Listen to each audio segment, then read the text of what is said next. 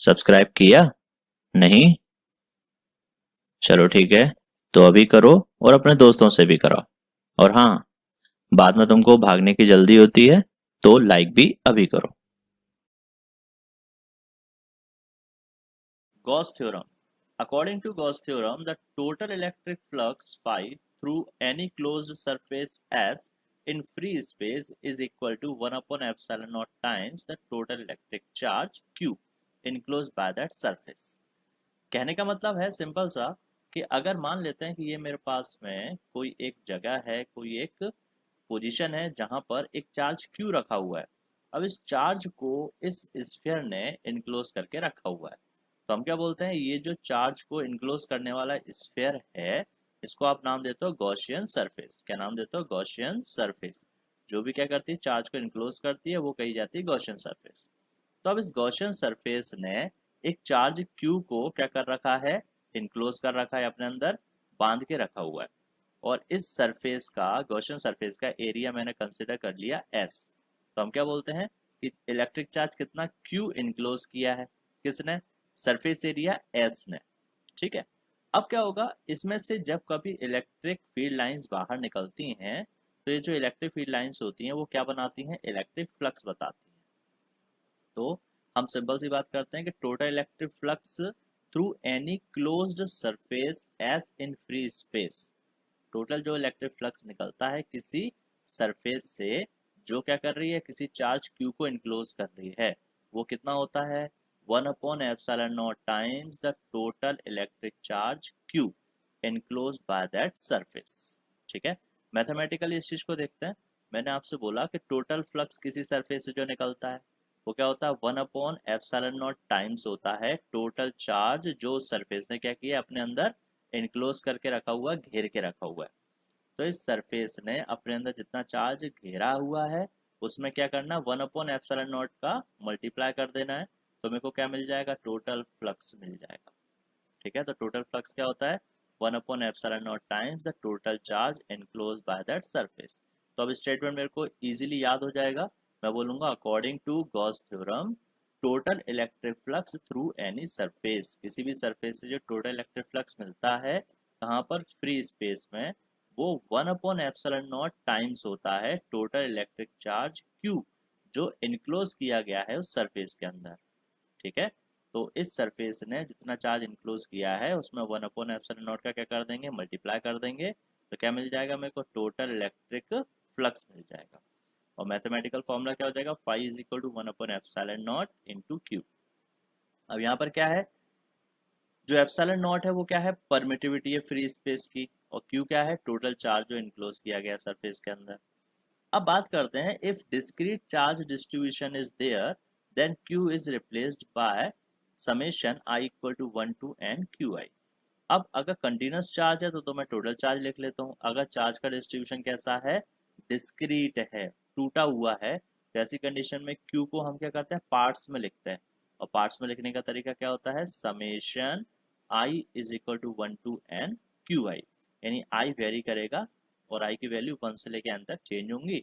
उनको आप क्या करते जाओगे? ऐड करते जाओगे। समेशन क्या बोलता है? ऐड करते जाओ, आई की वैल्यू 1 से एन तक वेरी करते जाओ, चेंज करते जाओ। यानी पहले हम 1 लिखेंगे तो Q1, फिर plus Q2 plus Q3 plus Q4। इस तरीके से मेरे को टोटल चार्ज यहाँ पर मिल जाएगा। ठीक है। आगे बात करते हैं।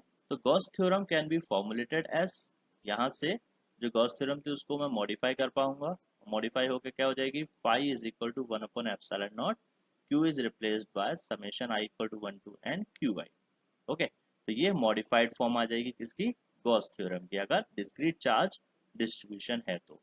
और कंटिन्यूस चार्ज डिस्ट्रीब्यूशन है तो ये आपके पास में फॉर्म है phi is equal to 1 upon epsilon naught into Q.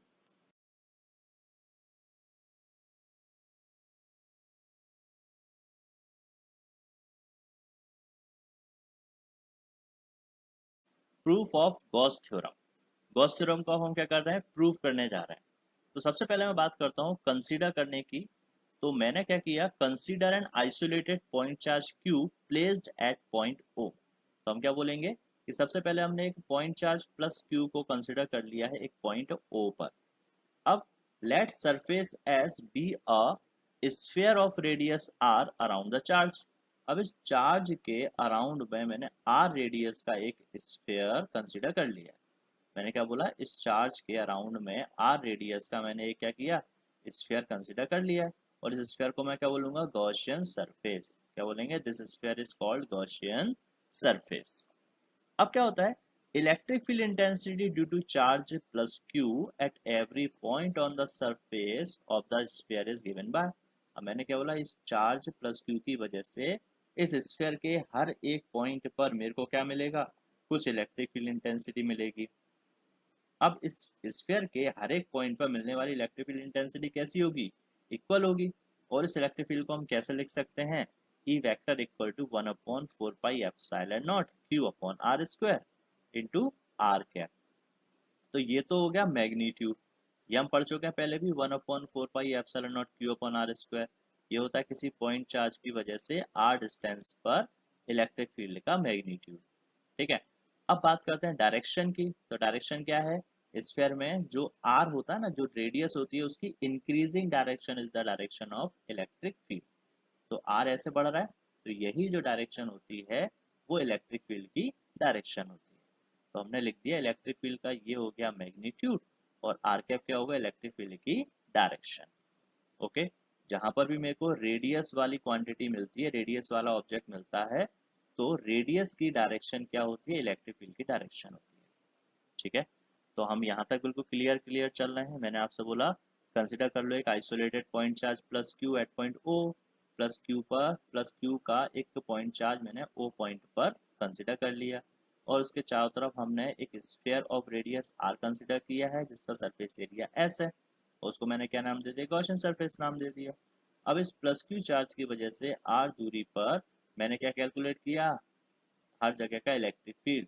वो इलेक्ट्रिक फील्ड की डायरेक्शन क्या होगी, आर कैप होगी, और मैग्नीट्यूड क्या होगा, 1/4 pi epsilon naught q upon r square. Okay, इसको मैं बोलता हूँ इक्वेशन नंबर 1। अब यहाँ पर क्या है, epsilon naught is the permittivity of free space, q is the charge जो इनक्लोज हुआ है सरफेस एस के अंदर, और r is the radius. Okay, now consider a small element of area ds। अब मैं क्या करता हूँ, ये जो पूरी मेरे पास सरफेस है, इस सरफेस पर मैं छोटा सा एरिया एलिमेंट ले लेता हूँ। टोटल एरिया कितना है, s है, इसका छोटा सा एरिया मैंने कितना कंसीडर किया, ds। ठीक है, और उसको मैंने डायरेक्शन के थ्रू रिप्रेजेंट कर दिया। तो इसका छोटा सा एरिया कितना है, ds, उसकी डायरेक्शन क्या होगी, n कैप। ठीक है, एरिया हो गया ds और डायरेक्शन क्या होगी, n कैप। एन कैप क्या होता है, normal unit vector. N cap क्या होता है, नॉर्मल यूनिट वेक्टर। तो क्या हो जाएगा, now consider a small element of area ds with direction normal to the surface of the area element. एक छोटा सा एरिया ds कंसीडर किया, उसकी डायरेक्शन क्या होगी, एन कैप की डायरेक्शन में हो जाएगी। ठीक है, अब होगा electric flux through this area element can be given as. अब इलेक्ट्रिक फ्लक्स क्या हो जाएगा, इलेक्ट्रिक फ्लक्स किस तरीके से लिख सकते हैं हम, सिंपल सा, d phi is equal to E vector dot d S vector. क्या हो जाएगा, इलेक्ट्रिक फ्लक्स हो जाएगा E vector into d S vector. तो वो छोटा सा एरिया एलिमेंट यानी डी एस, तो निकलने वाला इलेक्ट्रिक फ्लक्स भी कैसा हो जाएगा, छोटा सा हो जाएगा।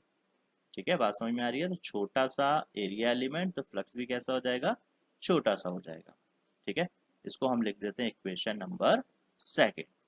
अब हम बात करते हैं on putting value of electric field from equation 1 into equation 2। अब मेरे पास में दो इक्वेशन 1 और इक्वेशन 2 थी, तो मैं इक्वेशन 1 से क्या करता हूँ, इक्वेशन 1 से इक्वेशन 2 में ई वेक्टर की वैल्यू को पुट कर लेता हूँ। तो मेरे को क्या मिल जाने वाला है, d phi equal to E vector dot d S vector. ये तो मेरी इक्वेशन नंबर 2 थी। अब ई की वैल्यू को मैं इक्वेशन 1 से उठाकर यहाँ पर पुट कर देता हूँ। तो मैंने ई की प्लेस पे क्या पुट कर दिया, 1/4 pi epsilon naught q upon r square into r cap, और डी एस वेक्टर का डी एस वेक्टर लिखा हुआ। इतनी बात क्लियर है, ये हमारे पास में इक्वेशन सेकंड है, d phi equal to E vector dot d S vector. मैं ई वेक्टर की वैल्यू जो इक्वेशन 1 में थी वो मैंने उठा के यहाँ पर पुट कर दी, और ds वेक्टर का ds वेक्टर लिखा हुआ है। अब मेरे को पता है कि ds वेक्टर एक्चुअल में क्या होता है, ds इंटू एन कैप। क्या होता है, ds इंटू एन कैप। तो मैं ds वेक्टर के प्लेस पे क्या लिख दूंगा यहाँ पर, ds इंटू एन कैप। चलिए लिख देते हैं, तो हो जाएगा d phi is equal to 1/4 pi epsilon naught q upon r square r cap और डॉट ds वेक्टर की जगह लिख दिया ds इंटू एन कैप। अब क्या होगा, आर कैप और एन कैप इन दोनों को मैं एक साथ लिख लेता हूँ।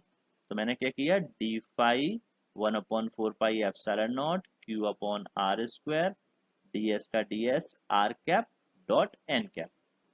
ठीक है, अब यहाँ पर देखने वाली बात क्या है कि ये आर कैप है, आर कैप भी इधर ही जा रहा है, एन कैप भी इधर ही जा रहा है, दोनों की डायरेक्शन एक जैसी है, तो इनके बीच में एंगल कितना हो जाएगा, आर कैप और एन कैप इन दोनों की डायरेक्शन एक ही है, तो एंगल कितना हो जाएगा, 0 डिग्री। तो हम बात करते हैं हेयर आर कैप और n cap both are in the same direction. R cap n cap कैसे हैं, both are in the same direction, therefore angle between them will be 0 degree. ठीक है, तो 0 डिग्री है, इसका मतलब क्या है, r cap dot n cap को मैं कैसे लिख सकता हूँ। अब देखें क्या होता है, जब भी डॉट प्रोडक्ट होता है तो क्या होता है, फर्स्ट वाला वेक्टर का मैग्नीट्यूड सेकंड वाले वेक्टर का magnitude into cos theta. Theta is the angle between these two vectors. तो आर कैप का मैग्नीट्यूड हो गया 1 क्योंकि यूनिट वेक्टर है, एन कैप का मैग्नीट्यूड हो गया 1 क्योंकि यूनिट वेक्टर है, इंटू कॉस 0 डिग्री। थीटा की जगह 0 लिखा क्योंकि दोनों एक ही डायरेक्शन में, तो ये 0 डिग्री हो गया। तो क्या होगा, कॉस 0 डिग्री होता है 1, तो 1 × 1 × 1 इज इक्वल टू 1। तो मैं सिंपल सा r cap dot n cap की जगह पर लिख सकता हूँ 1। तो मैं इस जगह पर कितना पुट कर दूंगा, 1। तो इस तरीके से इक्वेशन 3 क्या हो जाएगी मेरी, equation 3 becomes d phi is equal to 1/4 pi epsilon naught q upon r square d S. केवल ये क्वांटिटी हट जाएगी, इसकी जगह पर हमने 1 पुट कर दिया और बाकी का जो मटेरियल था ये पूरा का पूरा हमने यहाँ पर लिख लिया है। ओके, अब electric flux over entire surface can be given as. अब ये तो क्या है, डी फाई यानी छोटा सा फ्लक्स है, अब ये क्या है, केवल इतनी सरफेस से निकलने वाला फ्लक्स है। अब मेरे को तो पूरा फ्लक्स की बात करनी है, तो पूरा फ्लक्स कैसे निकाला जा सकता है, बाय इंटीग्रेटिंग बोथ साइड। तो हम दोनों साइड क्या कर देंगे, इंटीग्रेट कर देंगे। तो इंटीग्रेट कर देते हैं भाई, तो integrating d phi is equal to, यहाँ भी इंटीग्रेशन आ जाएगा पूरा as it is quantity. Okay, अब यहाँ आपको दिखाई दे रहा है कि इंटीग्रेशन और डी पास पास में तो एक दूसरे को खा जाएंगे, केवल क्या बचेगा, फाई बचेगा। तो मैं बोलता हूँ फाई इज इक्वल टू कितना हो जाएगा, integration 1/4 pi epsilon naught q upon r square d S. यहाँ तक बिल्कुल सिंपल सा काम चलता जा रहा है।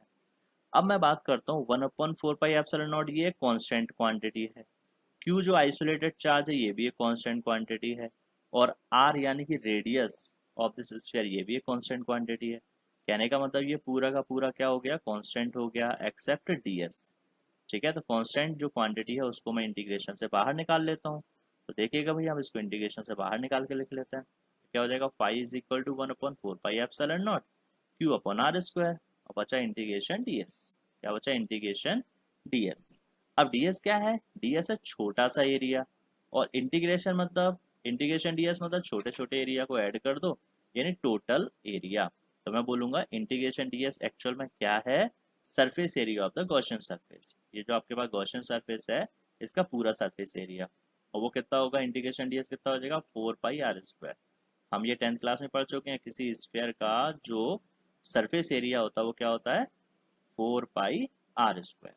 ठीक है, तो अब क्या होता है, इंटीग्रेशन ds की जगह पर मैं 4 पाई r स्क्वायर को प्लेस कर लेता हूँ। तो क्या हो जाएगा भाई, देखिएगा phi is equal to 1/4 pi epsilon naught q upon r square, और इंटीग्रेशन ds की जगह पर क्या आ गया, 4 पाई r स्क्वायर। अब यहाँ क्या होगा, 4 पाई और ये 4 पाई कैंसिल हो जाएंगे, आर स्क्वायर और ये आर स्क्वायर कैंसिल हो जाएंगे, क्या बचेगा, यहाँ बचेगा 1/एप्सिलॉन नॉट और यहाँ बचेगा q।